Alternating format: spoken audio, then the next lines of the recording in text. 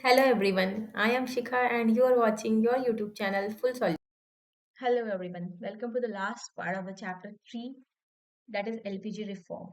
हम लोग अभी लास्ट पार्ट में पहुंच गए कि एलपीजी रिफॉर्म का क्या इम्पैक्ट पड़ा था ऑन इंडियन इकोनॉमी किस स्टेटस पे थी ड्यूरिंग रिफॉर्म। अब हम लोग एक चीज को देखते हैं, इंडियन इकोनॉमी को हमने देखा 1947 के पहले, बिफोर। हमने 1947 से 1990 भी देखा कि इस पीरियड में कैसी थी। अब हम लोग 1991 के आसपास देख रहे हैं कि रिफॉर्म के टाइम पे इंडियन इकोनॉमी कैसी थी। तीन फेजेस में हमने इंडियन इकोनॉमी को देख लिया है। फॉर अगर आप लोगों ने नहीं देखा है तो वीडियोस को जाके देखिए, आपको क्लियरली क्रोनोलॉजिकली समझ में आ जाएगा कि how was Indian economy. Let us proceed.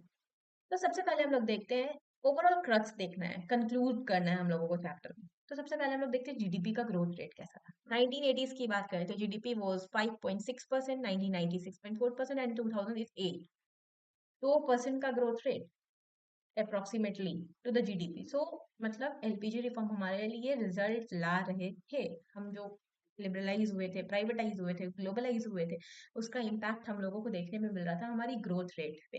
Next is sectoral growth.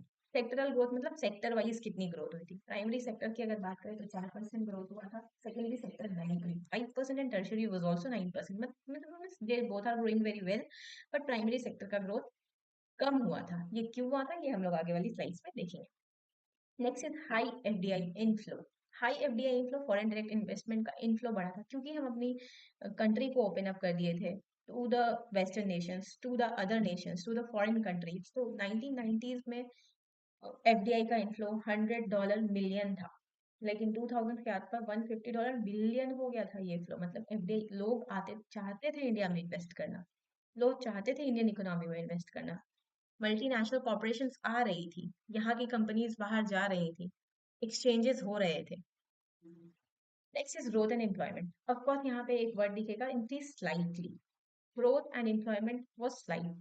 Growth का अगर हम लोग बात करें तो क्योंकि इंडिया की इकोनॉमी उस पोजीशन में नहीं थी कि वो एक बार में ग्लोबल सिनेरियोज को अडेप्ट कर सके। एंड अगर एम्प्लॉयमेंट का बात करें तो स्किल गैप था हमारे यहाँ पे। एमएनसीज आती थी तो उनको स्किल्स चाहिए होते थे, और हमारे यहाँ पे skill and education literacy rate was very low at that. Computer skills नहीं थे हमारे पास, मैन्युअली सब काम होता था। तो ये इन रीजन की वजह से ग्रोथ एंड एम्प्लॉयमेंट नहीं हो पाया बहुत ज्यादा। इंक्रीज बढ़ा लेकिन बहुत स्लाइट। Next cultural reform.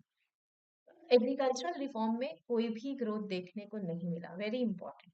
1991 के रिफॉर्म से एग्रीकल्चर में कोई भी ग्रोथ देखने को हमको नहीं मिलता है। क्यों? The reason be focus shifted to industrialisation. Agriculture से फोकस हमारा इंडस्ट्रीज की तरफ शिफ्ट हो गया, टर्शरी सेक्टर की तरफ शिफ्ट हो गया। हम पीएसयूज में बात करने लगे, हम इन्वेस्टमेंट्स की बात करने लगे, हम एग्रीकल्चर को पीछे छोड़ चुके थे। एक बार ग्रीन रेवोल्यूशन आने के बाद ऐसे भी फूड सिक्योरिटी थोड़ी स्टेबल हो गई थी हमारी। उसके बाद नेक्स्ट हमने क्या किया था, फर्टिलाइजर सब्सिडी रिमूव कर दी थी। Of course because of the international pressures, WTO का प्रेशर हो गया या इंटरनेशनल एजेंसीज का प्रेशर कि आप अगर ग्लोबलाइज हुए तो आप सेम फील्ड पे काम करेंगे, सेम फाउंडेशन पे काम करेंगे जैसे बाकी कंट्रीज करती हैं। आप बहुत ज्यादा वेलफेयर नहीं कर सकते हैं अपने फार्मर्स का। तो फर्टिलाइजर सब्सिडी को कम कर दिया गया था या खत्म कर दी गई थी, जिसकी वजह से कॉस्ट ऑफ प्रोडक्शन इंक्रीज हो गया था। अगर कोई सामान 10 रुपए का पहले बिकता था, क्योंकि इसमें गवर्नमेंट के 4 रुपया लगे हैं तो इसको 10 रुपए में बेचते थे। अब ये 4 रुपए गवर्नमेंट नहीं दे रही है तो ये 14 रुपए में बिकना शुरू हो जाएगा, तो कॉस्ट ऑफ प्रोडक्शन बढ़ गया था।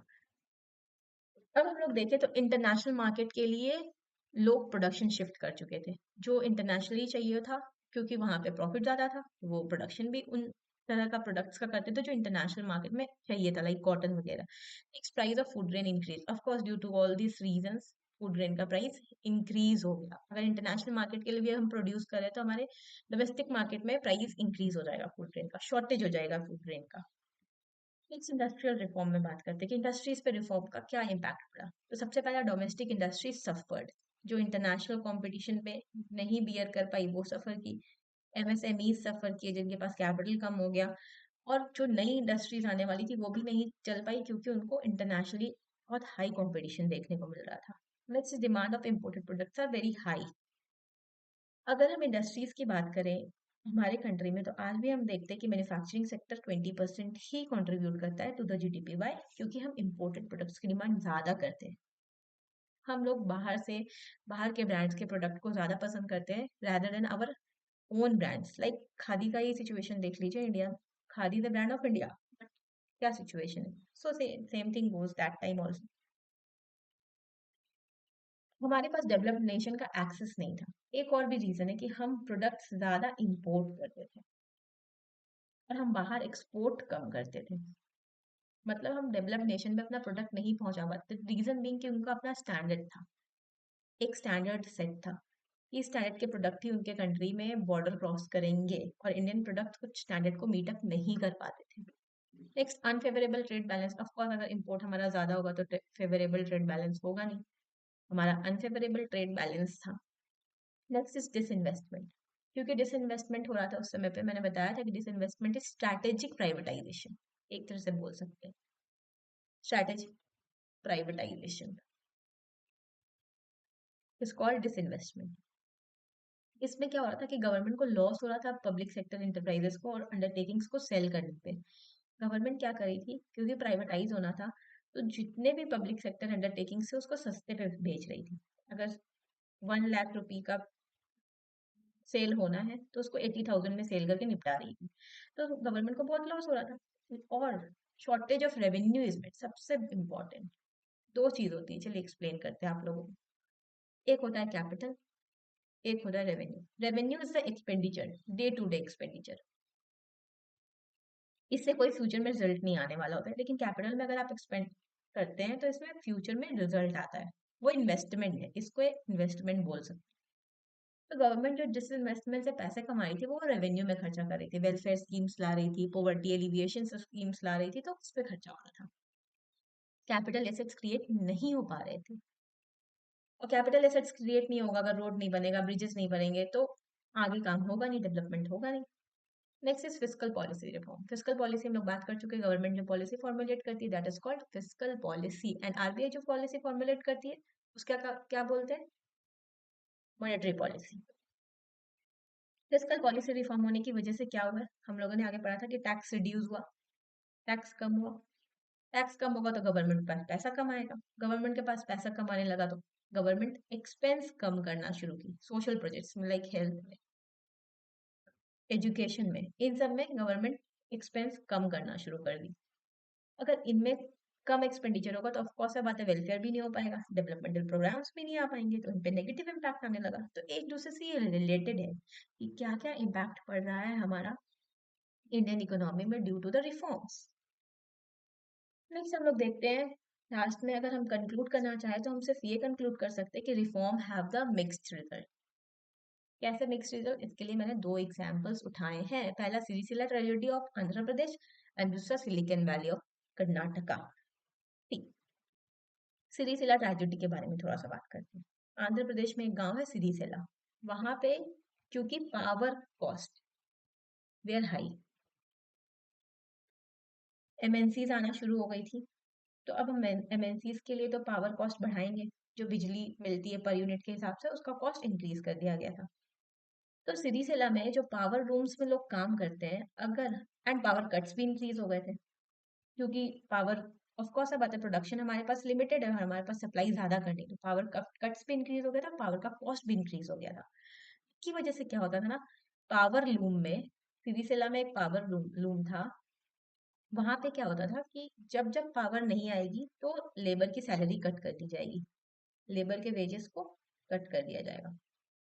लेबर के वेजेस को कट करने की वजह से वहां पे बहुत सारा टर्मोइल हुआ और 100+ लेबर्स ने सुसाइड कर लिया, जिसकी वजह से इसको सीरियसली ट्रेजेडी बोला जाता है। It is result of LPG reform. तो ये तो एक एग्जांपल है, इस तरह से बहुत हार्म हुआ है छोटे छोटे इंडस्ट्रीज को, कॉटेज इंडस्ट्रीज को ड्यू टू एलपीजी। एक पॉजिटिव नोट भी देख लेते हैं, सिलिकॉन वैली ऑफ इंडिया आज, जहाँ पे, जिसको हम लोग हब बोलते हैं फॉर टर्शियरी सेक्टर, सारे लोग स्किल लेके जाते हैं वहां पे एमएनसीज में काम करने के लिए, चाहे वो कर्नाटक का एरिया हो, तमिलनाडु का एरिया हो। तो silicon valley of India is also the outcome of LPG reforms. अगर हम वर्ल्ड की तरफ ओपन अप नहीं होते, हम लिबरलाइज नहीं होते, प्राइवेटाइज नहीं होते, ग्लोबलाइजेशन नहीं होते, तो ये डेवलपमेंट भी नहीं होता।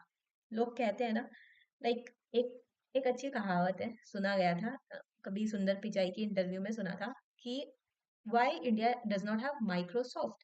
इंडिया में माइक्रोसॉफ्ट ने, या फिर उन्होंने बोला था, किसी जर्नलिस्ट ने सुंदर पिचाई से पूछा था कि आप अमेरिका में होकर, अमेरिकन कंपनी होकर, why you give job to India, why you give jobs to Indian.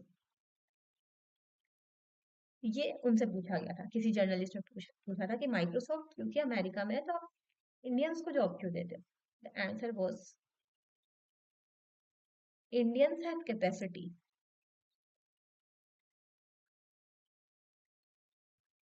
To have another Microsoft in India.